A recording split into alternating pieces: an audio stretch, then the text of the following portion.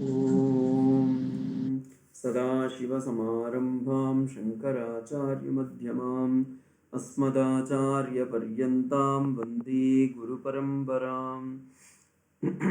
सहना भवतु सहनौ भुनक्तु सह वीर्यं करवावहै तेजस्विनावधीतमस्तु मा विद्विषावहै।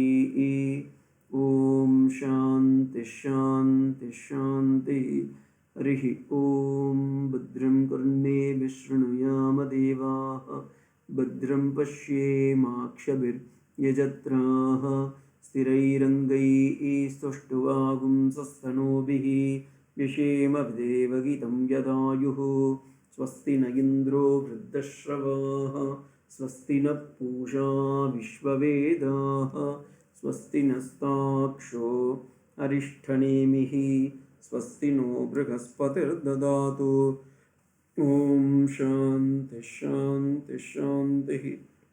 हरिः ॐ। Namaste to everybody. Hope you are able to see my screen.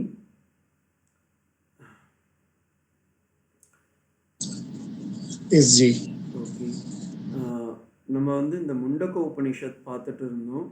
நடுவில் வந்து ஒரு சின்ன பிரேக் ஆச்சு. So today I will just see the entire இது நம்ம என்னென்ன பண்ணோன்னு அதை பார்த்துட்டு அதுக்கப்புறமா உள்ளார போனால் கொஞ்சம் ஈஸியாக இருக்கும். இந்த முண்டக்க உபனிஷத் அப்படின்றது அதர்வண வேதத்தில் இருக்கக்கூடியது. இதுக்கு வந்து 64 மந்திரங்கள் உண்டு. 3 சாப்டராக இதை பிரிச்சிருக்காங்க. ஒவ்வொரு சாப்டருக்கும் கண்டம் என்று பெயர். 3 கண்டங்கள், அதில் 3 முண்டக்கங்கள், அதாவது 3 செக்ஷன். ஒவ்வொரு சாப்டருக்கும் 2 செக்ஷன் இருக்குது. ஸோ அதை தான் நான் இங்கே இதுவாக கொடுத்துருக்கேன். Summary of this chapter is 64 verses. First chapter, second chapter, third chapter. Every chapter வந்து 2 செக்ஷனில் இருக்குது. ஒவ்வொரு சாப்டர்லேயும் எத்தனை ஸ்லோகம்ன்றதையும் இங்கே இருக்குது. ஒவ்வொரு சாப்டர்லேயும் 22 ஸ்லோகம், 21 ஸ்லோகம். ஸோ இந்த முதல் செக்ஷன் அப்படின்னதில் சௌனகர் அப்படின்றவர் அவர் வந்து ஒரு கேள்வி கேட்குறார். அங்கீரஸ் அப்படின்றவர் தான் குரு. அந்த குரு கிட்ட போய் அவர் ஏக விஜானின சர்வ விஜானம் கஸ்மின்னு பகவன் இதி அப்படின்னு, ஒரு விஷயத்தை நாம் தெரிந்து கொண்டால் இவ்வுலகில் இருக்கக்கூடிய அனைத்து விஷயங்களையும் நாம் புரிந்து கொள்ள வேண்டும். அப்படி புரிந்து கொள்ளக்கூடிய ஒரு விஷயத்தை எனக்கு சொல்லித்தாருங்கள் உண்டா அப்படின்னு கேட்குறாரு. அதற்கு அந்த சௌனகர் அப்படின்ற மகரிஷி, உண்டு, இந்த உலகத்தில் 2 விதமான ஞானம் உண்டு, பரம் என்றும் அபரம் என்றும் பெயர் அப்படின்னு சொல்லி அதை விஸ்தாரமாக அப்படியே ஃபுல்லாக எடுக்கிறாரு. அதில் பராவித்யானா என்ன, அபராவித்யானா என்னன்னு ஒரு நட்ஷெல்ல சுருக்கமாக வந்து 9 ஸ்லோகங்களில் சொல்லிட்டு, அதுக்கப்புறமா அபராவித்யாவுடைய நிலைமை என்ன என்பதை 2வது செக்ஷன் 13 ஸ்லோகங்களில் மந்திரங்களில் அவர் சொல்கிறாரு. அதில் யோகம்னா, கர்ம யோகம்னா என்ன, உபாசனா என்ன, மைண்டை எப்படி நம்ம வந்து மனதை வந்து பியூரிட்டியாக வச்சுக்கிறது, சுத்தமாக வச்சுக்கிறது அப்படின்லாம் சொல்லி முதல் அத்தியாயத்தை முடித்து 2வது அத்தியாயம் முதல் செக்ஷனில் பராவித்யானா என்ன, அதாவது பராவித்யானா பிரம்ம வித்யா, அந்த பிரம்ம வித்யா என்றால் என்ன என்பதை விஸ்தாரமாக, அது எப்படியாப்பட்டது என்பதை ரொம்ப விஸ்தாரமாக சொல்கிறாரு. அதுக்கப்புறமா 2வது செக்ஷனில் 11 மந்திரங்கள் மூலமாக இந்த நேச்சர் ஆஃப் பிரம்மன், இந்த பிரம்மனை எப்படி நாம் தியானிக்க முடியும் என்பதை, ஏன்னா பரபிரம்மஸ்வரூபமாக இருக்கக்கூடிய அந்த பிரம்மத்தை நாம் எப்படி தியானிப்போம் என்பது நமக்கு தெரியாது. அப்போ இந்த 2வது செக்ஷனில் 2வது சாப்டரில் ரொம்ப விஸ்தாரமாக சொல்லி, அதற்கப்புறமா 3வது செக்ஷனில் அவர் இந்த உலகத்தில் நாம் இந்த மாதிரியான பிரம்ம வித்யை இருந்தும் நாம் ஏன் அறிய முடியவில்லை, அதற்கு என்ன காரணம் என்பதை சொல்லி, அதற்கு எல்லாருக்கும் தெரியும், அது எல்லாருக்கும் நம்ம சொல்லணும்னு அவசியம் இல்லை, அஜ்ஞானம் தான் காரணம். ஆனால் அந்த அஜ்ஞானத்தை இவங்க ரொம்ப அழகாக ஒரு கிளின்னு இல்லை, ஒரு பறவை, ஒரு மரத்தில் இருக்கக்கூடிய ஒரே கிளையில் இருக்கக்கூடிய 2 பறவைகளை கொண்டு எக்ஸ்பிளைன் பண்ணுறாங்க, எடுத்துக்காட்டாக சொல்லி அதை காட்டுறாங்க. அப்போ இந்த உலகத்தில் இருக்கக்கூடிய நாம் அந்த ஆத்மாவாக இருக்கக்கூடிய அந்த பறவையாக நாம் எப்படி இருந்தால் நமக்கு என்ன உண்டாகும் என்பதை 3வது சாப்டர் 2வது செக்ஷன் 11 மந்திரங்களில் சொல்லியிருக்காங்க. இப்போ இதில் என்னன்னா ஃபஸ்ட் சாப்டர் செகண்ட் சாப்டர் நான் முடிச்சுட்டேன். 3rd சாப்டர்லேயும் 5 ஸ்லோகம் வரைக்கும் பார்த்தாச்சு. இந்த பக்ஷி கல்பனா பறவையோடைய அந்த எடுத்துக்காட்டையும் அந்த இடத்துல விஸ்தாரமாக சொல்லிட்டேன். அதுக்கப்புறமா சாதனங்கள் அந்த இடத்துல தான் நான் நிறுத்தினேன் போன வகுப்பை. ஸோ இதை நீங்கள் ஆல்ரெடி ஞாபகம் வச்சுருப்பீங்கன்னு நினைக்கிறேன். இது ஜஸ்ட் உங்களுக்கு ஒரு சங்கதி, ஒரு கனெக்டிவுக்காக இதை சொல்கிறேன். ஃபஸ்ட்டு சாப்டர் 22 மந்திரங்கள், அது அதர்வண வேதம், குரு அங்கிரசு, ஸ்டூடெண்ட் சௌனகர். அந்த இடத்துல அவர் என்ன கேட்குறார், பராவித்யானா என்ன, அபராவித்யானா என்ன. அப்போ ஹையர் நாலேஜ் லோயர் நாலேஜ்னு 2 இருக்குது. அதோடைய அதுக்கு இந்த உலகத்தில் எப்படி உலகத்தை எப்படி சிருஷ்டி செய்தார் பகவான் என்பதை 7, 8, 9 ஸ்லோகங்களில் ஒரு 3 எக்ஸாம்பிள் கொடுக்குறாரு. லூதா கிரீடக ஸ்பைடர், எர்த்து மீன்ஸ் ஔஷதி இந்த உலகத்தில் எப்படி உருவாகின்றது, அப்புறமா மனுஷனுடைய உடம்பில் இருந்து இருக்கக்கூடிய அந்த முடி புருஷ கிளேஷ லோமானி அப்படின்னு சொல்லி அந்த இதில் 3 மெட்டீரியல் காசாகவும் அதே போல் இன்டெலெக்சுவல் காசாகவும் இருக்கிறது அந்த பரபிரம்மே அப்படின்னு சொல்கிறத இந்த 7, 8, 9 ஸ்லோகத்தில் சொல்கிறாங்க. அடுத்து 2வது செக்ஷனில் ஃபஸ்ட்டு சாப்டர் 2வது செக்ஷனில் அபராவித்யானா என்ன அப்படின்றதுக்காக அக்னிஹோத்திரம், சாதுர்மாசியம் அந்த இதுவெல்லாம் நம்ம ஃபுல்லாக எக்ஸ்பிளைன் பண்ணி கடைசியில் எந்த லோகத்துக்கு போனாலும், புண்ணிய லோகம் பண்ணாலும் பாபலோகத்திற்கு சென்றாலும் அவர்கள் கடைசியில் இந்த மத்திய லோகத்திற்கு அவர்கள் ஆத்மாவை அடைய வேண்டும் அப்படின்றத தெளிவாக காமிச்சு அதில் உபாசனைகள் எல்லாம் என்ன, எந்த விதமான உபாசனைகள் நீங்கள் செய்தாலும் இறுதியில் இறைவனை அடைவதற்கு, பிரம்மத்தை அடைவதற்கு ஒரே வழி ஆத்ம ஞானம் மாத்திரமே என்பதை அந்த மந்திரங்கள் எல்லாம் நம்ம பார்த்தோம். அதே போல் 2வது சாப்டரில் 21 மந்திரங்கள். அதில் முதல் செக்ஷனில் பராவித்யா என்றால் என்ன அப்படின்றதுக்கு பராவித்யா அப்படின்றதையே ஃபுல்லாக எக்ஸ்பிளனேஷன் பண்ணி எப்படி ஒரு விஸ்புலிங்கம், அதற்கு ஒரு எக்ஸாம்பிள் கொடுக்குறாங்க. ஒரு நெருப்பில் இருந்து பரவக்கூடிய சின்ன சின்ன தூசு மாதிரி இருக்கிற நெருப்புக்குள்ளேயும் அந்த நெருப்பு சக்தி இருக்குது. அதே போல் அந்த பெரிய நெருப்பும் எப்படி சூரியனிலிருந்து பிரிஞ்ச அந்த கிரகங்களுக்கெல்லாம் சூரியனுடைய சக்தி இருக்கின்றதோ அதே போல் இந்த உலகிலிருந்து பரமாத்மாவிலிருந்து பிரிந்த அத்தனை ஜீவாத்மாக்களின் உள்ளேயும் அந்த பரமாத்மாவின் ஸ்வரூபமே உள்ளது என்பதை இந்த ஃபஸ்ட்டு டெஃபினேஷன்லேயே காமிச்சிடுறாரு. அதாவது சிதாபாச சைத்தன்யம் என்று சொல்வார்கள். அதை இந்த இடத்த அப்படியே எக்ஸ்பிளைன் பண்ணி மாயா தீரியும் எடுத்துகிட்டு சிருஷ்டியை இன்னும் அங்கே பார்த்தது உலக பூமி மீன்ஸ் என்ன ஜெகத் சிருஷ்டி, இங்கே பார்க்குறது ஜீவ சிருஷ்டியே காமிச்சு விஸ்தாரமாக சொல்லி அதில் பகவான் எப்படி இருக்கின்றார் என்பதையும் நம்ம நிறைய பேர் ஹிரண்ய கர்ப்ப உபாசனை பிரம்மத்தை நம்ம ஒரு மெட்டீரியலாக பார்க்குறோம். அப்போ அந்த மெட்டீரியலாக இருக்கிற அந்த பிரம்மம் எப்படியாப்பட்டதுன்றதெல்லாம் ஃபுல்லாக சொல்லி 2வது செக்ஷனில் த நேச்சர் ஆஃப் பிரம்மன், அந்த பிரம்மனுடைய ஸ்வரூபம். ஆக்சுவலி பிரம்மத்துக்கு குணமும் இல்லை, விசேஷமும் கிடையாது. நல்லா தெரிஞ்சுக்கோங்க. இதில் தான் பெரிய பிரச்சனையே ராமானுஜருக்கும் சங்கராச்சாரியருக்கும். ஏன்னா ராமானுஜர் பிரம்மத்தை குணம் உடையது என்று சொல்கின்றார். ஸ்வரூப ரூப குண விபவைஸ்வர்ய லீலா அனவதிகாதிசய அசங்கேய கல்யாண குணகணசீலக அப்படின்னு கத்தியத்திரயத்தில் எடுக்கிறாரு, சரணாகதி கத்தியத்திலே. அப்போ ஸ்வரூபம், ரூபம், குணம், விபவம், ஐஸ்வர்யம் இது எல்லாமே பகவானுக்கு இருக்குது அப்படின்றார். ஆனால் சங்கரர் குணமே இல்லை, நிர்குண பரபிரம்ம ஸ்வரூபம் அப்படின்னு சொல்லி அந்த இடத்துல தான் விசிஷ்டாத்வைதத்துக்கும் அத்வைதத்துக்கும் கிளாஷே வருது. அப்போ இந்த இடத்துல இந்த அந்த அந்த பகவானுடைய ரியல்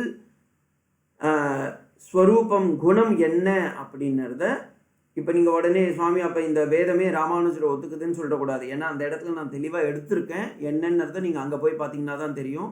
அப்போ இந்த ஞானம்தான் அதன் அடையாளம். அப்போ அந்த பிரம்மத்தை உணர்வதற்குன்னு அந்த ஞானத்தை நாம் எப்படி அடைவது என்பதை தான் ஓம்கார உபாசனையாகவும், ஒரு மைண்டை எப்படி ஒரு ஆரோவாகவும் அம்பாகவும் வில்லாகவும் தனுர் கிரகித்வா ஔபனிஷதம் மகாஸ்திரம் அப்படின்ற அந்த ஸ்லோகத்தில் சொல்லி அதை ஒரு வில் அம்பு வித்தியை கொண்டு அவர்கள் சொல்கின்றார்கள். அப்போ ஆத்மாவையே தன்னுடைய லட்சணமாக வைத்துக்கொண்டு, இலக்காக வைத்துக்கொண்டு எவன் முன்னேறி செல்கின்றானோ அவன் இந்த ஞானத்தை அடைகின்றான் அப்படின்னு ஞான சாதனங்களை எல்லாம் சொல்லி, அதற்கு அடுத்ததாக 3வது சாப்டர், அதில் ஃபஸ்ட்டு செக்ஷனில் அப்போ சுவாமி இதெல்லாம் நமக்கு நல்லா புரியுறது, ஆத்மானா என்னென்னு தெரியறது, பரமாத்மான்றது என்னென்னு புரியுறது.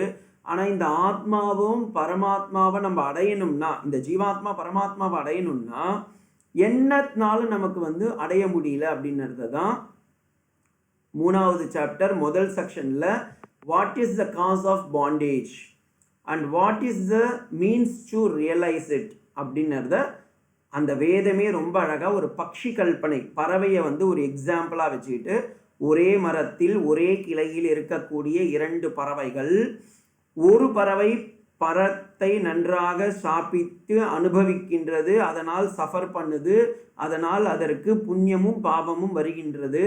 ஆனால் அதே கிளையில் இருக்கக்கூடிய இன்னொரு பறவையானது சாப்பிடவில்லை, வளரவும் இல்லை, தேயவும் இல்லை, அது அப்படியே இருக்கின்றது, விட்னஸ்டாக இருக்குது அப்படின்றத தான் அந்த ஸ்லோகத்தில் சொல்கிறாங்க. துவா சுபர்ணா சயுஜா சகாயா சமான விரக்ஷம் பரிசஸ்வஜாதே தயோரண்ய பிற்பலம் சுவாதுவத்தி அனஷ்ணன் அண்ணன் அன்யன் அபிச்சாகஷீதி என்னும் மந்திரத்தில் சொல்லி, அப்போ இந்த ஆத்மாவை நாமும் நம் சரீரம் என்னும் இந்த உடம்பில் ஜீவாத்மா பரமாத்மா என்று 2 உள்ளது. ஜீவாத்மா என்று இங்கே சொல்லப்படுவது மைண்டு பாடி கான்ஷியஸ்னஸ், பரமாத்மா என்பது சச்சித் ஆனந்தமான அந்த சச்சிதானந்த ஸ்வரூபம், அந்த சச்சிதானந்தமே நீங்கள் என்பதை இந்த மந்திரம் ஒரு எடுத்துக்காட்டோட சொல்லுது.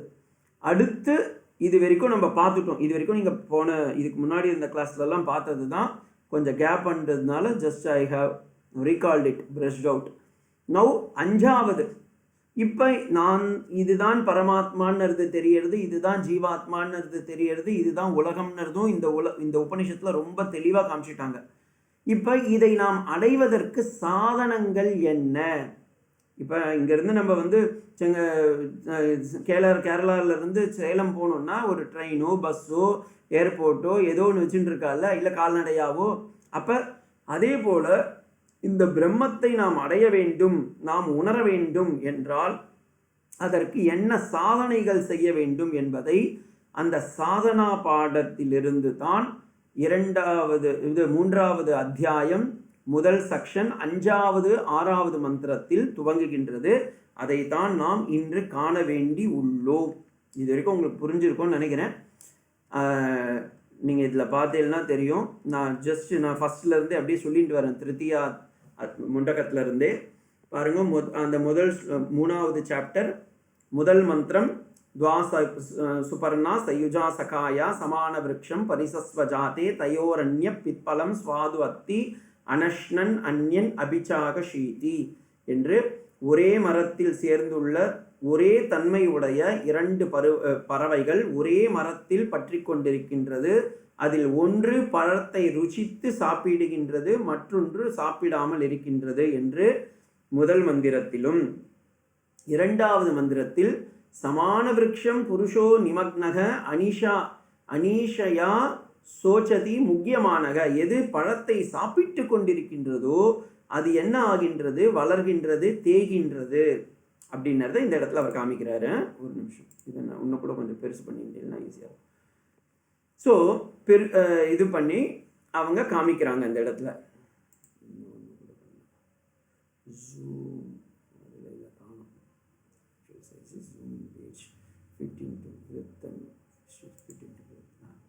ஸோ அதில் காமிக்கிறாங்க.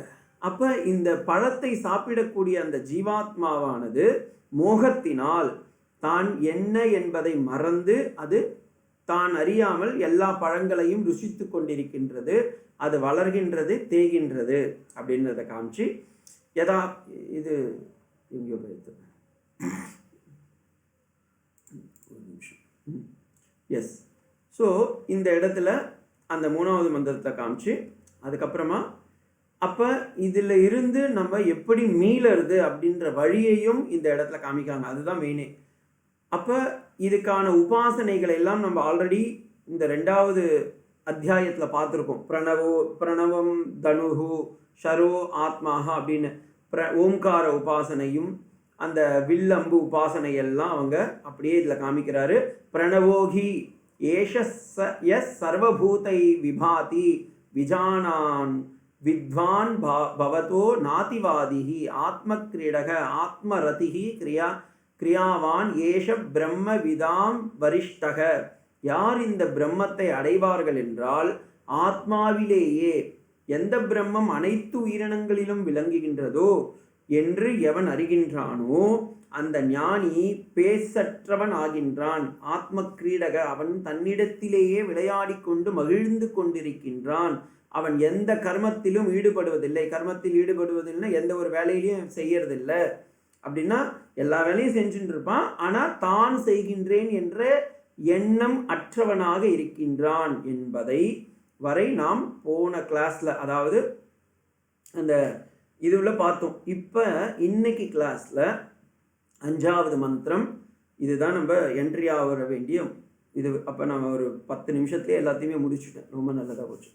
இப்போ 5வது மந்திரம், சத்யேன லப்யஸ்தபசாத்யேஷ ஆத்மா சம்யக் ஞானேன பிரம்மச்சர்யேன நித்யம் அந்தஷரீரே ஜோதிர்மயோகி சுப்ரஹ யம் பஷ்யந்தி யதயக்ஷீணதோஷாஹ. இதுதான் 5வது மந்திரம். இந்த 5வது மந்திரம் 6வது மந்திரம் ரெண்டுமே ஆத்ம தர்ஷனத்திற்கான சாதனைகள். ஆத்ம தர்ஷன சாதனானி, ஆத்மாவை அடைவதற்கு என்ன நாம் சாதனைகள் செய்ய வேண்டும் என்பதை இந்த ஸ்லோகத்தில் ரொம்ப அழகாக சொல்கிறாங்க. அதில் ரொம்ப இந்த முண்டக உபநிஷத்துக்கே அச்சாணியாக இருக்கக்கூடிய மந்திரம் இந்த 2 மந்திரம், 5ம் 6ம். இதை செஞ்சால் நமக்கு ஆத்ம தர்ஷனம் கிட்டும், கண்டிப்பாக இருக்குது அப்படின்றத இந்த ஸ்லோகம் சொல்லுறது. என்னன்னு அதை பார்க்கலாம். சத்யேன, நான் இங்கே ஒவ்வொன்றா ஸ்ப்ளிட் பண்ணுறேன். சத்யேன லப்யஹ தபசா ஹி ஏஷ ஆத்மா சம்யக் ஞானேன, நீங்கள் தமிழில் வேணும்னாலும் தமிழில் பார்த்துக்கோங்க, பிரம்மச்சர்யேன நித்யம் அந்தஹ ஷரீரே ஜோதிர்மயஹ ஹி சுப்ரஹ யம் பஷ்யந்தி யதயஹ க்ஷீணதோஷாஹ. ஓகேங்களா? இப்போ ஒவ்வொன்றா நான் எக்ஸ்பிளைன் பண்ணுறேன். சங்கர பாஷ்யம் கையில் வச்சுருந்தீங்கன்னா உத்தமம், அதில் அப்படியே நீங்கள் அண்டர்லைன் பண்ணிகிட்டே வந்தீங்கன்னா இன்னும் அதி உத்தமம். அப்போ இந்த இடத்துல ஆத்ம தரிசனத்திற்கான சாதனைகள் என்று முதல்ல சொல்கிறது என்னென்னா 4 சாதனைகளை இங்கே சொல்கிறாங்க. இந்த 4 நீங்கள் ஃபஸ்ட்டு நோட் பண்ணிக்கோங்க. சத்தியம், தபஸ், சம்யக் ஞானம், பிரம்மச்சரியம். இந்த 4ம் ஆத்ம தரிசனத்திற்கான சாதனைகள். இதே வார்த்தை தான் நீங்கள் சங்கர பகவத்பாதாளுடைய சாதனா சதுஷ்டயத்திலையும் பார்த்துருப்பீங்க. அந்த இடத்துலையும் பார்த்தீங்கன்னா உண்மையை பேசுதல் எல்லாம் வேண்டும் அப்படின்லாம் சொல்லியிருப்பார். சரவணன்ஜி ஆல்ரெடி எடுத்திருக்கார். நீங்கள் வேணால் அந்த கிளாஸஸ்லாம் போய் பார்த்தீங்கன்னா நல்லா தெரியும். விவேக சூடாமணிலையும் இதே மாதிரி தான் இருக்கும். ஆத்மபோதம் தத்துவபோதத்துலையும் இதே தான் இருக்கும். ஸோ இதுதான் backbone of the sadhana. சத்தியம், உண்மை. அப்போ இந்த சத்தியம் அப்படின்றதுக்கு சங்கர பகவத்பாதால் என்ன சொல்கிறாருன்னா, சத்தியம்னா நம்ம என்ன நினச்சிட்டு இருக்கோம், சத்தியம்னா உண்மை பேசுறது சுவாமி, இது கூட தெரியலையே உங்களுக்கு அப்படின்னு கேட்பேன். இல்லை, இந்த இடத்துல அவர் அழகாக பாஷ்யத்தில் சொல்கிறார், அன்றுதாத் யோகேன மிருஷா வச்சன தியாகேன அப்படின்ற வார்த்தையை போடுறார். ரொம்ப அழகான அந்த பாஷ்யம். நான் பாஷ்யம் ஃபுல்லாக படிக்கல, கொஞ்சோண்டு அங்கங்கே அந்த மீனிங்கை மட்டும் நான் எடுத்துக்கிறேன். சத்தியேன அப்படின்றதுக்கு அவர் என்ன சொல்கிறாரு, அன்றுத்த தியாகேன truth through the rejection of the untruth. அதுதான் அதோடைய மீன். வாய்மை பேச வேண்டும், அந்த வாய்மையை பொய்மை இடத்திலிருந்து தவிர்க்க வேண்டிய வார்த்தைகளாக இருக்க வேண்டும். அதாவது இதை நான் இவ்வளோ தொலைவு சொல்லிட்டு இருக்கேன்ல, திருவள்ளுவர் ரொம்ப அழகாக சொல்லிட்டார். வாய்மை எனப்படுவது யாதெனில் யாதொன்றும் தீமை இல்லாத சொலல் அப்படின்னு சொல்லியிருக்கார். நீங்கள் திருக்குறளில் போய் படிச்சேன்னா தெரியும். அந்த வாய்மை அப்படின்றதுக்கு ரொம்ப அழகான இது. அவர் இப்போ நீங்களே இதை படிக்கும்போது டவுட் வரும், அப்போ திருவள்ளுவர் சங்கர பகவத்பாதாவுடைய பாஷ்யத்திலிருந்து கற்றுண்டாரான்னு எனக்கு தெரியாது. நம்மளே யோசிக்க வேண்டிய மாதிரி ஒரு இது. சத்தியேன அப்படின்றதுக்கு பாஷ்யத்தில் என்ன சொல்கிறாரு? அன்றுத தியாகேன மிருஷா வாச்சன தியாகேன அப்படின்றார். மிருஷாவாச்சனம் என்றால் பொய் பேசுதல். பொய் பேசுதலை தவிர்த்து உண்மை பேசுதலை எடுத்து யார் அடைகின்றார்களோ அவர்களால் இதை அடைய முடியும். சத்தியேன லப்யக. என்ன சத்தியம்? அன்றுத அந்த பொய் பேசுதல் இன்றாமல் இருக்கக்கூடிய வாழ்க்கையை நாம் வாழ்ந்தால் நாம் அதை அடைய முடியும். அடுத்து தபஸா. தபஸான்னா சுவாமி தபஸ்னா நாங்கள் இருக்கிறதே தபஸ் தான் சுவாமி. சேலத்தில் மட்டும் இல்லை, சென்னையில் மட்டும் இல்லை, கேரளாலேயும் இப்போ நாங்கள் இருக்கிறதெல்லாம் தபஸ் தான். ஏன்னா சரியான ஹாட்டு, 42 டிகிரி வரைக்கும் போயின்னு இருக்கு சுவாமி. அதில் வாழறதே ஒரு பெரிய தபஸ் தானேன்னு கேட்கலாம். அந்த தபஸ் மட்டும் இல்லை, உண்மையான தபஸ் அப்படின்னா என்ன அப்படின்றதுக்கு சங்கர பகவத்பாதால் பாஷ்யத்தில் சொல்கிறாரு. இந்திரிய மன ஏகாகிரதயா. ஓகே, இந்திரிய மன ஏகாகிரதயா ஆத்ம தர்ஷனாபிகி அபிமுகின்னு போட்டுக்கொள்ளுங்க, இல்லை அப்படியே சேர்த்து கூட படிக்கலாம். ஆத்ம தர்ஷனாபிமுகி பவாத்து பரமம் சாதனம் தபக. அதாவது austerity through the concentration of mind with the sense organs is known as tapas. In தமிழில் சொல்லணும்னா தவம் என்பது உண்மையில் என்னவென்றால் கான்சன்ட்ரேஷனோட, அதாவது கூர்ந்த அறிவோடு நுண்ணிய பார்வையோடு. இந்த பாரதியாருடைய ஒரு ஸ்லோகம் ஒன்று வரும், மனதில் உறுதி வேண்டும், வாக்கினிலே தெளிவு வேண்டும், அதே போல் நுண்ணறிவு வேண்டும் அப்படின்வார். அப்போ நுண்ணறிவோடு கூடிய இந்திரியங்களை தன் கையில் ஆளக்கூடிய ஒருமித்த மனத்தை உடையவனாக இருக்கக்கூடியது தான் தபம். நம்ம நினச்சிட்டு இருக்கோம் தபஸ் தான் சுவாமி, ஒரு காலில் நிற்கிறேன், போயே பேச மாட்டேன், இல்லை பேசவே மாட்டேன், மௌன விரதத்தில் இருக்கேன் சுவாமி, நான் ஒரு தபஸில் அப்படின்றான். இன்னொருத்தவன் சொல்லுவான், சுவாமி நான் நான்வெஜ்ஜே சாப்பிட மாட்டேன், அது ஒரு தபஸ். இன்னொருத்தவன் சொல்லுவான், இப்போ நீங்கள் இந்த நாகாசன்யாசிங்கெல்லாம் போய் பார்த்தீங்கன்னா ஒரு காலில் நிற்பாங்க, நெருப்பில் போய் நிற்பாங்க. அப்புறமா சில பேர் நெருப்பு பூ மெதிப்பு ஏறும் அப்படின்றோம், அதெல்லாம் தபஸ் அப்படின்றோம். அதெல்லாம் ராஜச தபஸ், மானச காய்க தபஸ், வாச்சிக தபஸ், மானச தபஸ், அதெல்லாம் ராஜச தபஸ், சாமச தபஸ், சாத்விக தபஸ்ன்னு நம்ம பகவத்கீதையில் பார்த்தோம். ஆனால் இங்கே சங்கர பகவத்பாதால் சொல்கிறது என்னென்னா, உண்மையான தபஸ்ன்னா நீங்கள் பெரிய காட்டிலலாம் இருக்க போய் தாடி வளர்த்து மண்டை மேலே கொண்டை வளர்க்கணும்லாம் அவசியம் கிடையாது.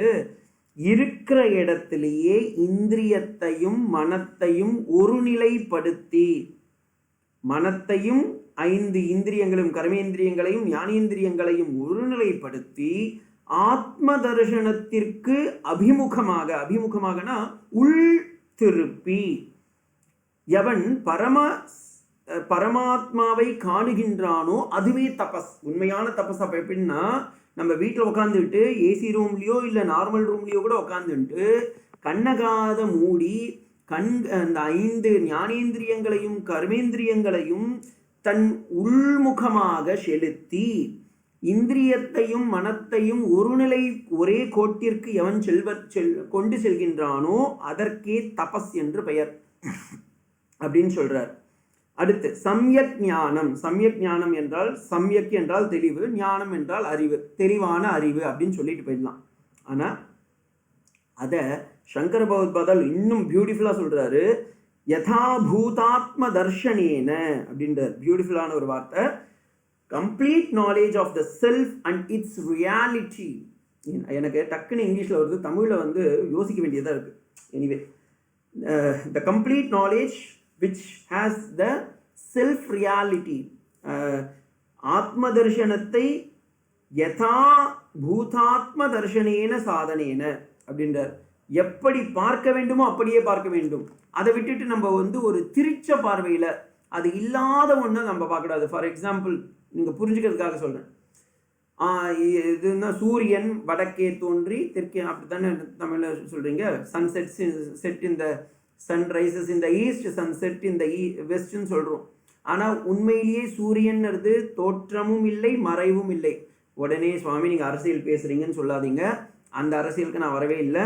இந்த இடத்துல சூரியன்றது நம்ம பிரத்யட்சமாக பார்க்கக்கூடிய சன் காட், சோலார் சிஸ்டத்தை நான் சொல்லிட்டு இருக்கேன். ஓகேங்களா? ஸோ அந்த சூரியன் தோன்றுவதும் இல்லை மறைவதும் இல்லை. ஆனால் நம்ம என்ன பண்ணுறோம்? இல்லை சுவாமி, பூமி தன்னைத்தானே சுற்றி கொண்டு சூரியனையும் சுற்றி வருவதால் நம்ம என்ன பார்க்குறோம்? அது தோன்றுவதாகவும் மறைவதாகவும் டெல்யூஷனில் பார்க்குறோம். அப்படி இல்லாமல் யார் ஒருத்தர் இந்த அறிவை கொண்டு இல்லை, சூரியன் உதிக்கவும் இல்லை மறையவும் இல்லை, அது அப்படியே தான் இருக்குது, நம் உலகம் இப்படி மீன்ஸ் தன்னைத்தானே சுற்றி கொண்டு சூரியனை சுற்றி வருவதால் நமக்கு அப்படி தோன்றுகின்றது என்ற அறிவை உடைந்து அதே அறிவை கொண்டு தான் அதே சூரியனை காணுகின்றானோ அதற்குத்தான் யதாபூத தர்ஷனேன அப்படின்றார். அதே போல இந்த ஷரீரத்திலும் நாம் இருந்து கொண்டிருக்கின்றோம், ஆனால் ஷரீரமும் மனமும் நாம் இல்லை. நாம் நித்திய நிரந்தரமாக இருக்கக்கூடிய, எப்பொழுதும் ஆனந்த ஸ்வரூபமாக இருக்கக்கூடிய, அளவில்லா ஆனந்தத்தின் பெருங்கடலாய் இருக்கக்கூடிய ஆத்மதர்ஷி என்பதை உணர்ந்துவிட்டால், இந்த ஞானத்தை நாம் மனதில் எப்போதும் ஜாகிரத் ஸ்வப்ன சுஷுப்தி அவஸ்தாக்களிலும் நாம் உணர்ந்து விட்டால் அதுவே நமக்கு சம்யக் ஞானம் என்று சொல்கின்றார். அடுத்து 4வது பிரம்மச்சரியம். இப்போ முதல்ல பார்த்தது என்ன? சத்தியம். 2வது தபசு. 3வது சம்யக் ஞானம்.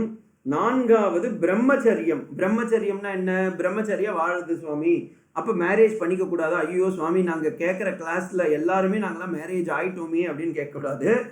இந்த இடத்துல பிரம்மச்சரியம்னா என்னென்னதுக்கு சங்கர பகவத் பாதால் சொல்கிறார், மைதுன அசமாச்சாரக, அதாவது avoid the sexual relationship, sex life இல்லாமல் இருக்கிறது அப்படின்றதுக்கு தான் பிரம்மச்சரியம். அப்போ அந்த பிரம்மச்சரியத்தில் இருக்கிறதுனால நமக்கு பூர்ண ஞானம் கிடைக்கும் என்பதை இந்த இடத்துல சொல்கிறாங்க. அதனால தான் அதே நேரத்தில் வேதமே சொல்லுறது, எதகரேவ பிரஜே ததவரேக பிரவ்ரஜேது. எப்பொழுது நீங்கள் எந்த இடத்துல இருந்தாலும் நீங்கள் ஆத்ம ஞானத்தை உணர முடியும் என்பதற்கு பிருகதாரண்யக உபநிஷத்தில் யாக்ஞவல்கிய மகரிஷி சொல்கிறாரு, எதகரேவ பிரஜேது ததவரேவ பிரவ்ரஜேது. அது பிரம்மச்சரியேன கிரகஸ்தாசிரமத்தில் இருந்தோ வானப்பிரஸ்தாசிரமத்திலையோ இல்லை சன்னியாச ஆசிரமத்திலையோ எங்கேருந்து வேணாலும் ஞானம் வரலாம். அப்போ சுவாமி நான் பிரம்மச்சரியாக இருந்தால் தான் ஞானம் வரும்னா, ஐயோ நான் இவ்வளோ நாள் மறந்து விட்டேனே அப்படின்னா அப்படிலாம் கிடையாது. எங்கே இருந்தாலும் வரும். ஆனால் எங்கே இருந்தாலும், இப்போ பிரம்மச்சரிய ஆசிரமத்தில் இருந்தாலும் சரி, கிரகஸ்தாசிரமத்தில் இருந்தாலும் சரி, வானப்பிரஸ்தாசிரமத்தில் இருந்தாலும் சரி, சன்னியாசாசிரமத்தில் இருந்தாலும் சரி, அந்த பிரம்மச்சரியத்தை ஃபாலோ பண்ணணும் அப்படின்றதுக்காக இவர் சொல்கிறாரு மைதுன அசமாச்சாரேன அப்படின்றார். இப்போ சத்தியம், தபசு, சம்யக் ஞானம், பிரம்மச்சரியம் 4 இருக்குங்களா?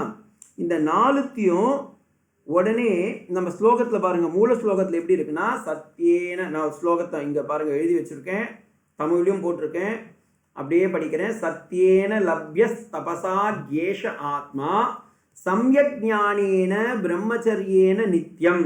இது வரைக்கும் முதல் மந்திரத்துடைய முதல் ஆஃப். இதை அப்படியே சங்கர பகவத் பாதால் என்ன பண்ணிட்டாரு, பாஷ்யத்தில் எடுக்கும்போது இதில் நித்தியம் அப்படின்றது, நித்தியம் அப்படின்றதுக்கு அவர் அழகான ஒரு பாஷ்யம் சொல்கிறாரு. நித்தியம்னா சர்வதா சத்தியேன தபசே சம்யக் ஞானேன பவதி அப்படின்றார். It should be followed always. அப்போ எப்படி எடுத்துக்கணும்? நித்திய சத்தியேன, நித்திய தபசேன, நித்திய சம்யஜானேன, நித்திய பிரம்மச்சரியேன. இந்த நித்தியம்ன்ற பதத்தை இந்த முதல் ஸ்லோகத்தில் முதல் கடைசி ஆஃப்ல இருக்கு பாருங்க. இந்த நித்தியம்ன்ற பதத்தை எல்லா இடத்திலும் நாம் பின்பற்ற வேண்டும். எப்போதும் உண்மை பேச வேண்டும், எப்போதும் தபம் செய்ய வேண்டும், எப்போதும் சம்யக் ஆத்ம தர்சனத்தில் இருக்க வேண்டும், எப்பொழுதும் பிரம்மச்சரியத்தில் இருந்து கொண்டிருக்க வேண்டும். இப்படி இருப்பவர்களால் ஆத்மாவை தரிசிக்க முடியும். தரிசிக்கும்னா உடனே ஆமாம் சுவாமி, ஆத்மாவை நான் தரிசித்து விட்டேன், சங்க சக்கர கதாபாணியாகவும் சாம்ப சதாசிவனாகவும் அல்லது பரபிரம்மஸ்வரூபம் பஜே பாண்டுரங்கம்னு எனக்கு என் முன்னாடி பிரத்யக்ஷமா பகவான் காட்சி கொடுத்தார். பீதாம்பர வாசியா கௌஸ்தூப இதுவோட அப்படியே மகர குண்டலவான் கேயூரவான் மகர குண்டலவான் கிரீட்டின்னு நமக்கு காட்சி கொடுத்தாருன்னு எல்லாம் சொல்ல முடியாது.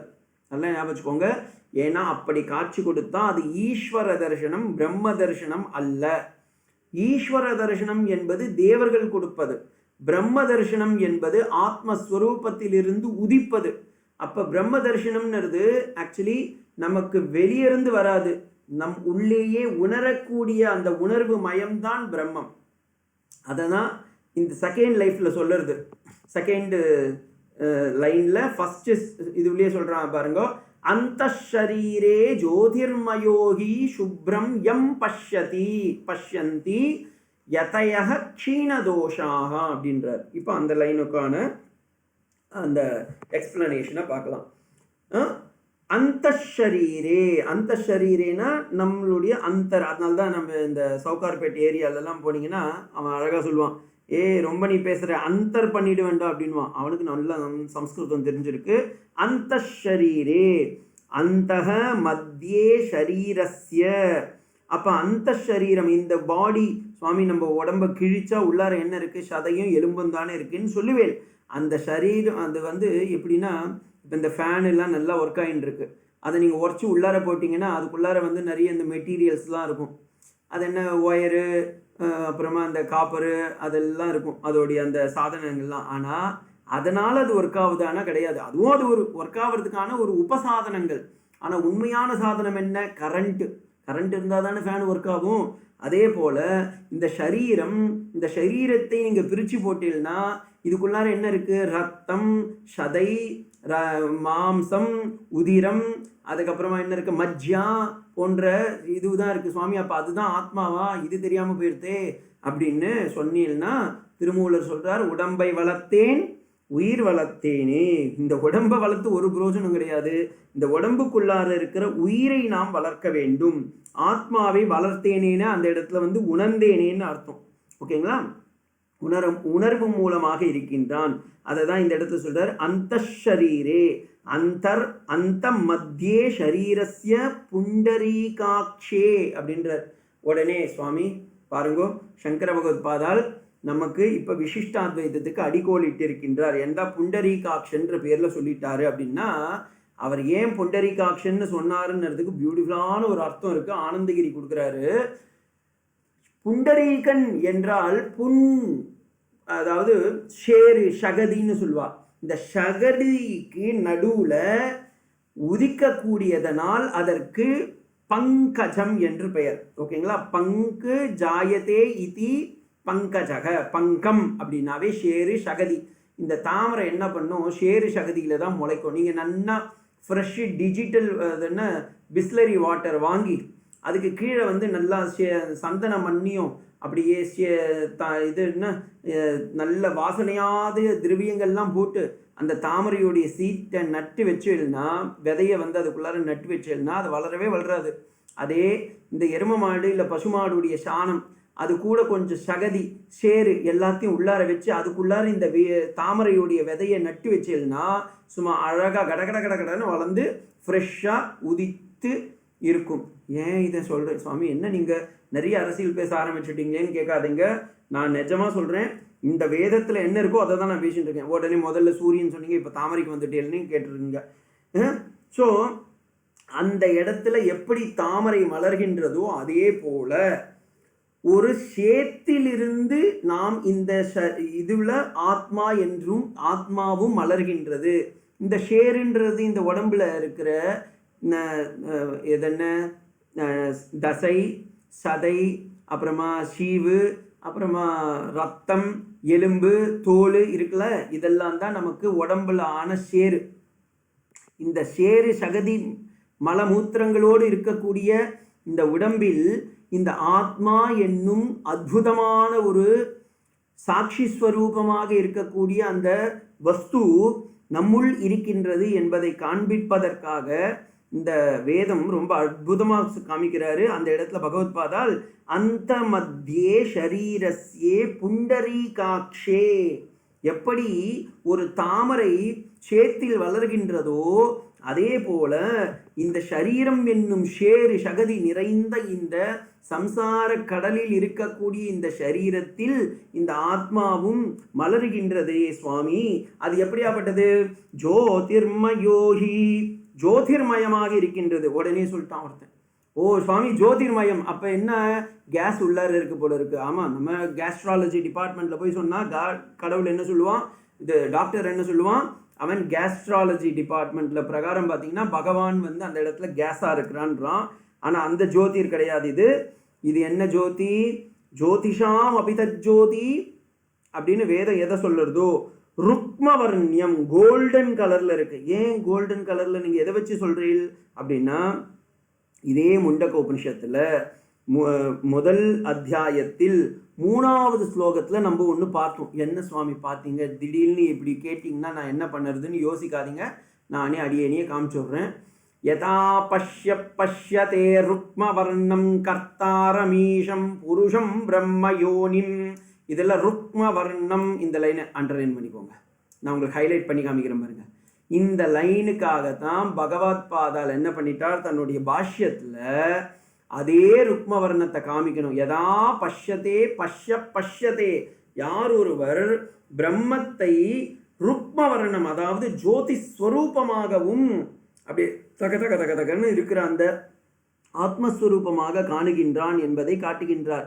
அதையே அவர் சொன்னதை ஸ்டாண்ட் பாயிண்ட் அவர் நிலை நிறுத்தணும்ல, அதற்காக என்ன பண்ணிட்டார், இந்த இடத்துல அந்த ஷரீரே ஜோதிர் யதாஹா ஹி சுப்ரம்ன்ற இடத்துல அவர் சுப்ரம் அப்படின்றதுக்கு என்ன பண்ணிட்டாரு, சுத்தமான அந்த ருக்மவர்ணத்தில் இருக்கின்றான் அப்படின்றார். கோல்டன் ஹூக் அப்படின்வா அந்த இதுல இருக்கிறாரு.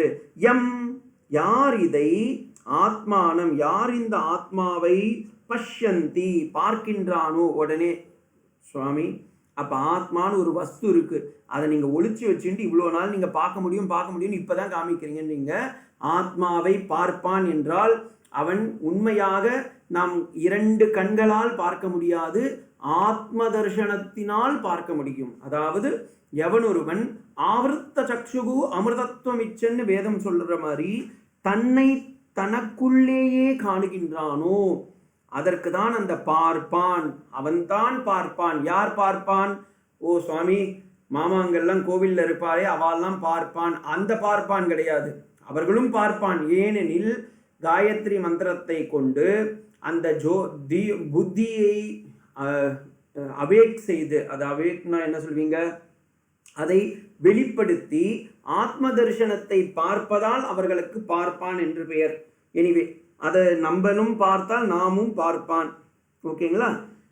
சுப்ரஹ, சுத்தமான, எம் ஆத்மானம் பஷ்யந்தி பார்ப்பான், சக யஸ்ய அனந்த யதயஷீலக, எப்படியாப்பட்டவன் இவன் அப்படின்றதுக்கு அவர் ஒரு அடைமொழி கொடுக்குறார் இந்த வேதத்திலேயே.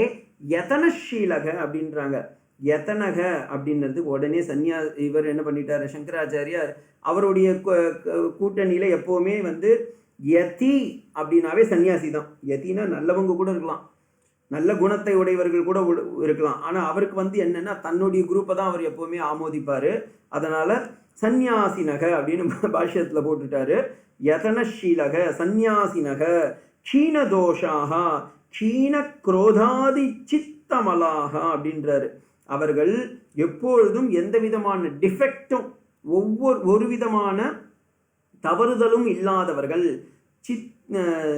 எப்படியாப்பட்டவர்கள்? காம குரோத மத மாச்சரியம் போன்ற அத்தனை தோஷங்களும் விலக்கப்பெற்றவர்கள். இதை சொன்ன உடனே சுவாமி அப்போ சன்னியாசிகளுக்கெல்லாம் எந்த இதுவுமே இல்லை.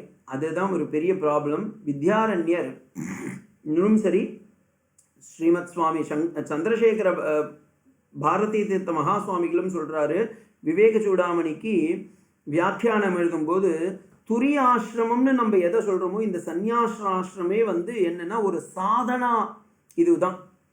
நம்ம நினைச்சுக்கோ சன்னியாசினா ஒரு பெரிய ஆளுன்னு இல்லை. சன்னியாசின்றவரும் யாருன்னா இஸ் ஆக்சுவலி என்ன சொல்லுது, probationer for a higher knowledge அப்படின்னு தான் அர்த்தம் அதுக்கு.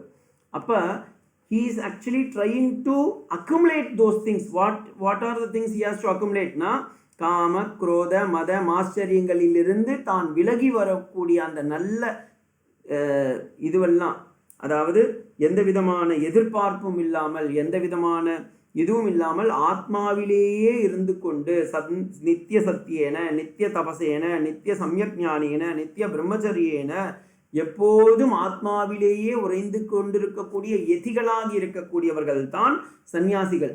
அப்போ ஏன் அவங்க செய்கிறாங்கன்னா இதெல்லாம் அவங்க தன் செய்வதற்கான சாதனைகளாக செய்கின்றார்கள். அதனால தான் Mundaka Upanishad is meant for யார் முண்டகம்னா என்ன, பெங்காலிலையும் சொல்லுவாங்க அப்படிர் முண்டகொர்ச்சே அப்படின்வாங்க. முண்டன்னா மொட்டை அடிக்கிறது, மொட்டை அடிப்பவர்களுக்கான உபனிஷதம் என்று பெயர். முட்டை அடித்தல் யாரு, ததபினமிண்டம் காஷா பிண்டம் இருக்கக்கூடியவன்கள் யாருன்னா சன்னியாசிகள். அந்த சன்னியாசிமார்களுக்கான உபனிஷத்து என்றே முண்டக உபனிஷத்தை போற்றுவார்கள். க்ஷீணதோஷாக க்ஷீணக குரோதாதி சித்தமலாக, அவர்கள் என்ன செய்வார்கள், பஷ்யந்தி அவர்கள் பார்ப்பார்கள் அல்லது உணர்வார்கள், அதை ரியலைஸ் பண்ணுவார்கள் அப்படின்றது தான் இந்த ஸ்லோகத்துடைய பொருள். ஓகேங்களா? அப்போ யார் இந்த ஆத்மாவை பார்ப்பார்கள், யார் எதை பின்பற்றுகின்றார்களோ, எதை பின்பற்றுகின்றார்கள், வாய்மையை பின்பற்றுவதாலும் தவத்தை பின்பற்றுவதாலும் பிரம்மச்சரியத்தை பின்பற்றுவதாலும் நித்திய நிரந்தரமான பூர்ண விசாரத்தை பின்பற்றுவதாலும் குறைகளெல்லாம் நீங்க பெற்ற அந்த சாதகர்கள் தூய்மையான தன் உடம்பினால் அந்த சைத்தன்ய ஸ்வரூபமான ஆத்மாவை தன்னுள் உணர்வுமயமாக காணுகின்றார்கள் என்பதே இந்த ஸ்லோகத்துடைய பொருள் அப்படின்னு நமக்கு இந்த இடத்துல தெரியுது. ஓகேங்களா? அடுத்து இந்த சாதனமே போதுமா சுவாமி, இந்த சாதனமே எனக்கு ரொம்ப கஷ்டமாக இருக்குது, சமயக் நித்தியமான சத்தியம், நித்தியமான தபசு, நித்தியமான சமயக் ஞானம், நித்தியமான பிரம்மச்சரியம், 4த்தையும் சொல்லி வச்சுருக்கீங்களே அப்படின்னா இந்த இடத்துல ஒரு சின்ன ஒரு இது கொடுக்குறேன். அவர் அடுத்த ஸ்லோகத்தில் இன்னும் சொல்கிறாரு, ஒன்று பண்ணு, இந்த 4த்துல 1 பண்ணாவே உனக்கு கண்டிப்பாக ஆத்ம தரிசனம் கிடைக்கும் அப்படின்றாரு. அதுதான் ரொம்ப ரொம்ப இம்பார்ட்டன்ட் ஸ்லோகம். நம்ம தமிழ்நாடு கவர்மெண்ட்டோடைய என்ன சொல்வீங்க லோகோவாலேயே இருக்கக்கூடிய ஒரு மகா வாக்கியமாக இருக்கக்கூடிய ஒரு வார்த்தை. அதை தான் இந்த முண்டகோபனிஷத் 3வது அத்தியாயத்தில் முதல் செக்ஷனில் 6வது மந்திரமாக இருக்கக்கூடிய ஒரு வார்த்தை. அதை தான் நாம் இப்பொழுது பார்க்க போகின்றோம். எல்லோரும் சேர்ந்து சொல்லுங்க. சத்யேன சத்யமேவ ஜயதே நான்ருதம் சத்யேன பந்தா விததோ தேவயானஹ ஏனாக்ரமந்தோ மிருஷயோக்யாப்தகாமாஹ யத்ர தத் சத்யஸ்ய பரம் நிதானம். திரும்ப இன்னொரு முறை சொல்கிறேன். சத்யம் ஏவ ஜயதே, பிரிச்சு சொல்கிறேன். சத்யமேவ ஜயதேன்றது சத்யம் ஏவ ஜயதே ந அன்ருதம் சத்யேன பந்தா விததஹ தேவயானஹ ஏன ஏனாக்ரமந்தோ அப்படின்னு இருக்குல்ல, ஏன ஆத்மக்ரமந்தக மிருஷயஹ ஹீனா நிச்சயம்னு அர்த்தம். ஹி ஆப்தகாமாக யத்ர தத் சத்யஸ்ய பரம் நிதானம். பியூட்டிஃபுல்லான ஒரு வார்த்தை.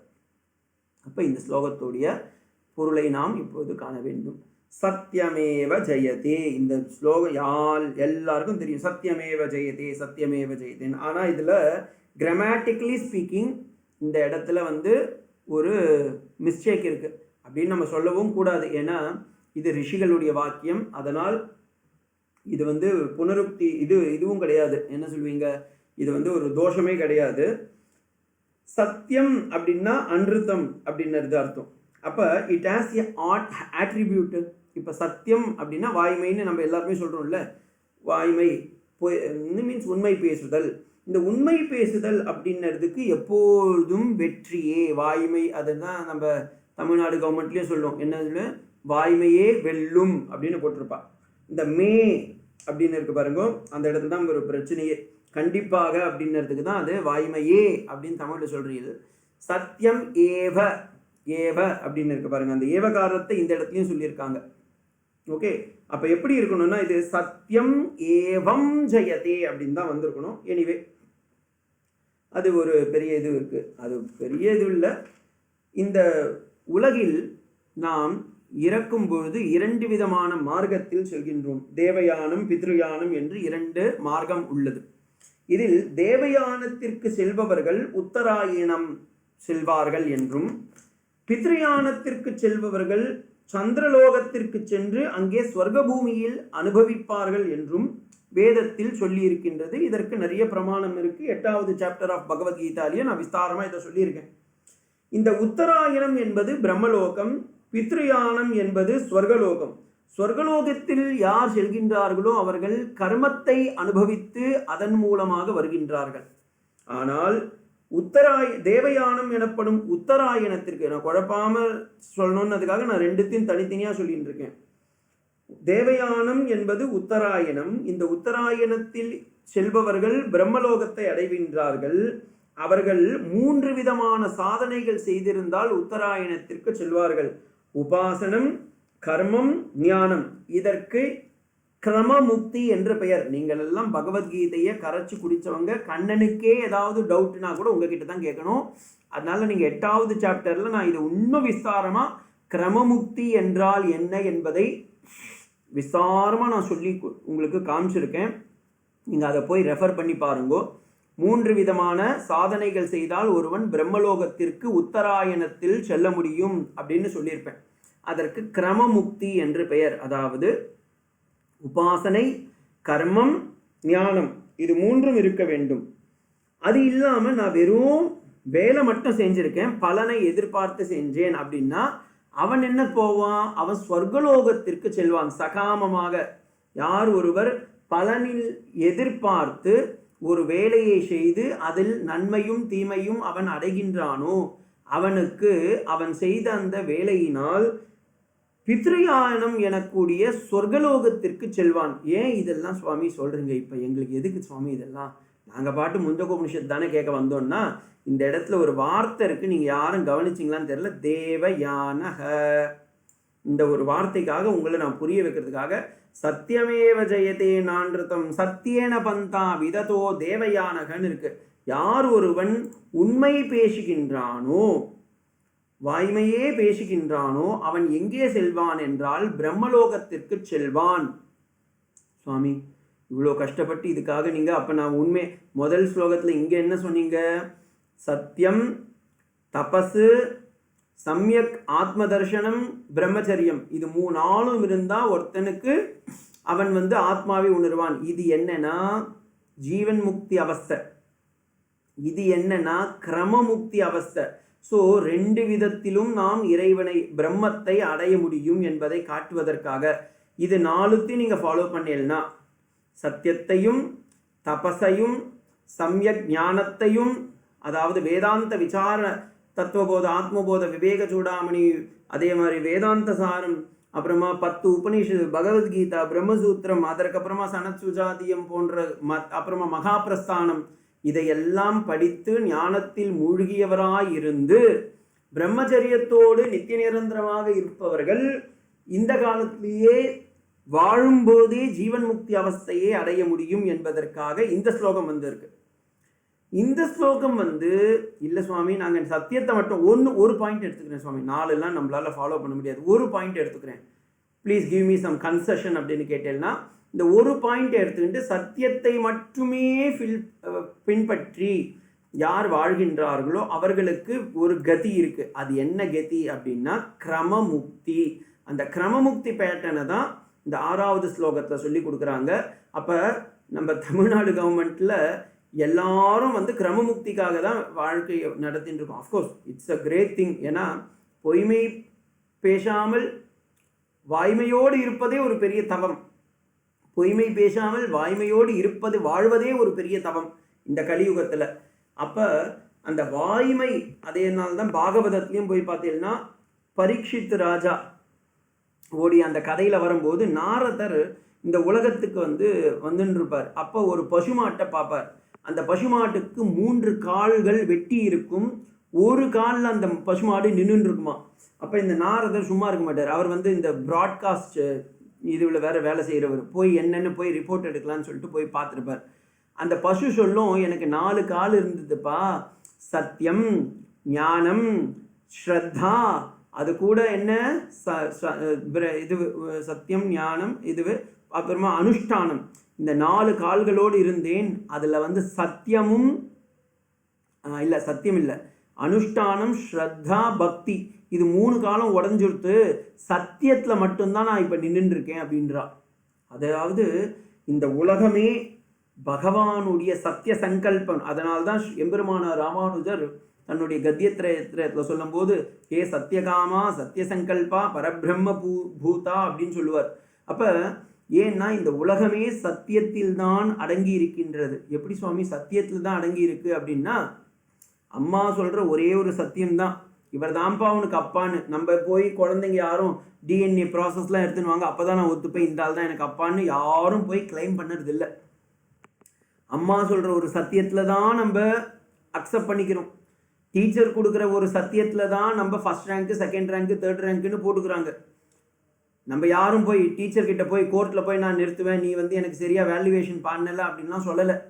அதே மாதிரி ஒரு ஹஸ்பண்டும் ஒய்ஃபும் அவங்க எந்த ஒரு தாலியை கட்டுறாங்க, ஏதோ ஒன்று பண்ணாலும், ஆனால் அந்த சத்தியத்தில் தான் இவன் எனக்கு புருஷன், இவன் எனக்கு பொண்டாட்டி அப்படின்ற ஒரு சத்தியத்தில் தான் இந்த உலகம் நடங்கிறது.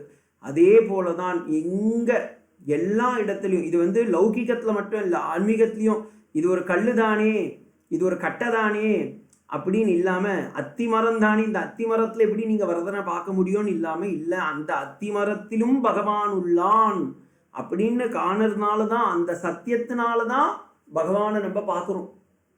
ஏன் இதை சொல்கிறேன்னா, ஸ்ரீமத் பாகவதத்தில் ரொம்ப அற்புதமான ஒரு கண்டம், அதை மட்டும் நான் சொல்லி நான் இதை இது பண்ணிக்கிறேன். அப்புறமா ஃபர்தராக நம்ம அடுத்த கிளாஸில் இதை எக்ஸ்பிளைன் பண்ணிக்கலாம். நரசிம்மருடைய அவதாரம், பிரகலாதனுடைய சரித்திரத்தில் போய் பார்த்தீங்கன்னா, பிரகலாதன் ஒரு 6 வயசு குழந்தை. அந்த குழந்தை ஹிரண்யகசிபு கேட்குறான்டே, இந்த தூணில் இருக்கானாடா, நான் பார்த்தேன்டா, வைகுண்டத்துக்கே போய் பார்த்தேன்டா, அங்கே பகவானை காணும், நீ என்னடா இங்கே இருக்கான் அங்கே இருக்கான்னு சொல்லிட்டு இருக்கேடா அப்படின்ன ஒன்று அந்த குழந்தை சத்தியத்தை சொல்கிறான். ஆமாம்ப்பா நான் பார்க்குறேன்ப்பா, நான் பார்த்துட்டு இருக்கேனே அந்த பகவானே அப்படின்றான். ஏன்னா அவன் கண்ணுக்கு தெரியறான், அதுதான் உண்மை. அப்போ இவன் சொல்கிறான், டே என் கண்ணுக்கு தெரியல, உனக்கு அஜ்ஞானத்தில் இருக்கேன்ப்பா, ஏண்டா கேட்ராக்ட் ஆப்ரேஷன்லாம் பண்ணியிருக்கேன்டா, பெரிய என்ன நான் ரொம்ப வயசாகிட்டேன்னு நினச்சிட்டு இருக்கியா அப்படின்றான். இல்லைப்பா உண்மையாப்பா நான் பார்த்துட்டு இருக்கேன்றான்.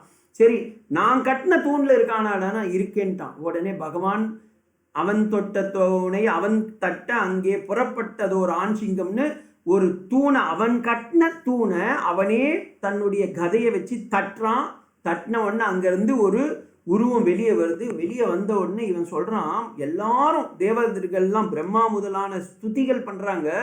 அவங்க எல்லாரும் கிண்ணர்கள், யக்ஷர்கள், கருடர்கள், நாகர்கள், பித்ருக்கள், தேவர்கள் எல்லாரும் சேர்ந்து அப்போ நரசிம்ம பகவான் கிட்ட போய், நாராயணன் கிட்ட போய் கேட்குறாங்க, சுவாமி நாங்கள் இவ்வளோ நாளாக கூப்பிட்டோமே, இரண்யகசிபு என்னை படுத்துறான்னு, நீ அப்போல்லாம் வராதவன், இப்போ இந்த ஒரு குழந்தை 6 வயசு குழந்தை, ஒரு பள்ளிக்கு கூட செல்லாத ஒரு குழந்தை, இவர் சொல்கிறாரு ஆழ்வார், பள்ளி செல்லும் ஒரு பிள்ளை வயிற்றில் ஒரு 1000 பாசுரம்னு.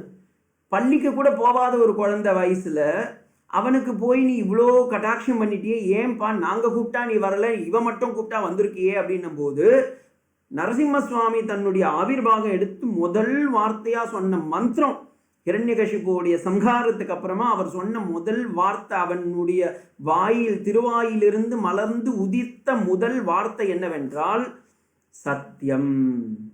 ஏன்னா சத்தியம் விபாத்தும் நிஜபிருத்திய பாஷிதம் அப்படின்றார். அந்த குழந்தை சத்தியத்தை சொன்னான்பா, அந்த சத்தியத்துக்கு நான் இருக்கிறேன்ற சத்தியத்தை சொன்னானே, அதற்காக நான் வந்தேன்.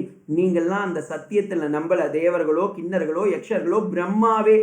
ஏன்னா நீ வருவியான்னு நீங்க கேட்டீங்க, அவன் நீ இருக்கிறேன், அவன் வந்துட்டான்னு சொன்னான் பாரு, அவன் வந்துட்டான்னு சொன்னதுக்காக நான் வந்துட்டேன்டாங்க அப்படின்னா அதுதான் சத்தியம்.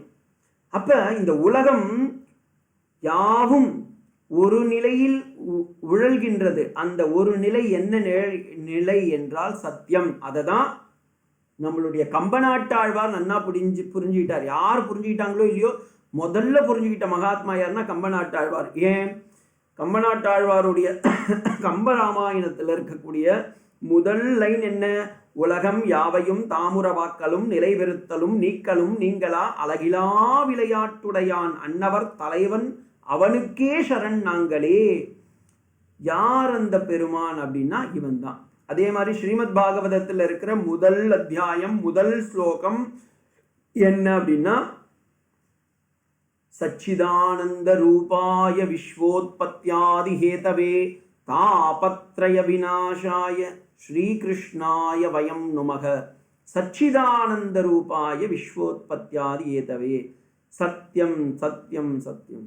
அப்ப இந்த சத்தியத்துக்கு இவ்வளவு இதுவானா? ஆமா, அதனால தான் எல்லா காலத்திலும் எப்போதும் நம்ம பெரியவங்க சொல்றது, நீங்க ஹிந்துவா இருங்கோ, முஸ்லீமா இருங்கோ, கிறிஸ்டியனா இருங்கோ, எதுவா இருந்தாலும் சரி, ஆனா சத்தியத்தை யார் பின்பற்றுகின்றார்களோ அவர்களிடத்தில் பகவான் எப்போதும் இருப்பான். ஸ்ரீராமகிருஷ்ண பரமஹம்சர் ரொம்ப அழகா சொல்வார், யார் ஒருத்தன் 10 வருஷம் சத்தியத்தை பின்பற்றுகின்றானோ அவன் சொன்னால் மழை வரும், அவன் சொன்னால் சொன்னது நிறைவேறும் அப்படின்னு சொல்லுவார். அப்ப அந்த சத்தியம் அப்படின்றதுக்கு எவ்வளோ இம்பார்ட்டன்ட்ன்றத நம்ம பின்னாடியும் ஒரு காலத்துல பின்னாடி ஃபுல்லாகவும் பார்க்கலாம். சத்தியமேவ ஜெயத்தேன்றது ஒரு சின்ன ஒரு வார்த்தை மட்டும் கிடையாது. நம்ம நினச்சிட்டு இருக்கோம், ஓகே சுவாமி இது தமிழ்நாடுடைய ஒரு வார்த்தை அப்படின்னு. அல்ல, வாய்மையே வெல்லும் என்பது வெறும் வார்த்தை அல்ல, இது ஒரு வாழ்க்கை என்பதை உணர்ந்து தான் நம்மளுடைய நாமக்கல் கவிஞரும் பின்னாடி வந்த அத்தனை பெரிய மக்களும் நம்மளுடைய தமிழ்நாட்டுக்கு இதை கொடுத்துருக்காங்க.